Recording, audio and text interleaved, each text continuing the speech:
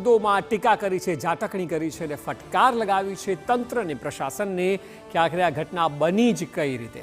અને હાઈકોર્ટે જે ફટકાર લગાવી છે તે આપને બતાવીએ તો હાઈકોર્ટે વડોદરા મ્યુનિસિપલ કોર્પોરેશનને સખત શબ્દોમાં ટકોર કરી છે અને આ ટકોર શું છે તે આપને બતાવીશું કે હાઈકોર્ટે આખરે વડોદરા મ્યુનિસિપલ કોર્પોરેશનને શું કહ્યું આખા એક કાંડ મામલે.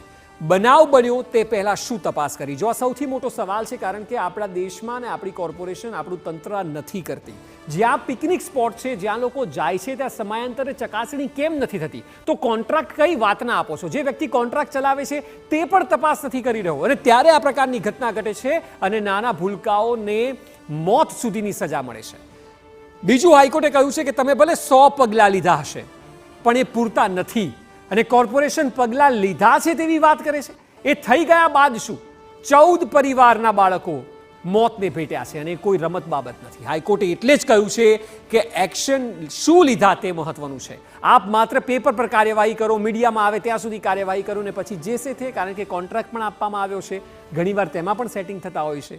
હાઈકોર્ટ કહી રહી છે કે કોર્પોરેશને તમામ બાબતોનો ખુલાસો કરવો જ પડશે. જે સવાલ પૂછવામાં આવ્યા છે, 2 શિક્ષકોના મોત થયા છે, પરિવારના કમાતા વ્યક્તિઓના મોત થયા છે, આની ગંભીરતા આપે સમજવી પડશે. આ સામાન્ય બાબત નથી. માત્ર સરકાર જ નહીં, કોર્પોરેશન અને કોન્ટ્રાક્ટર સુધી વળતર ચૂકવે. માણસ ગયું છે, પાછું નથી આવવાનું, પરંતુ આર્થિક સહાય ઘણા પરિવાર માટે જરૂરી હોય છે. પરિવારનું મોભી પણ ઘણીવાર જતો રહેતો હોય છે. હરણી દુર્ઘટનાનો રિપોર્ટ હજી સુધી તૈયાર નથી થયો. રાજ્ય સરકારને હજી નથી સોંપાયો ઘટનાનો રિપોર્ટ અને સરકારના કડક આદેશ છતાં વડોદરા કલેક્ટર દ્વારા રિપોર્ટ તૈયાર કરવામાં વિલંબ થઈ રહ્યો છે. આપ જો, કલેક્ટરે સચિવ પાસે વધુ 5 દિવસ માંગ્યા છે. હજી પણ કલેક્ટર કક્ષાએ આટલી મોટી સમસ્યાનું સમાધાન નથી આવતું. એ બી ગોર જે છે તે 5 દિવસનો સમય માંગી રહ્યા છે.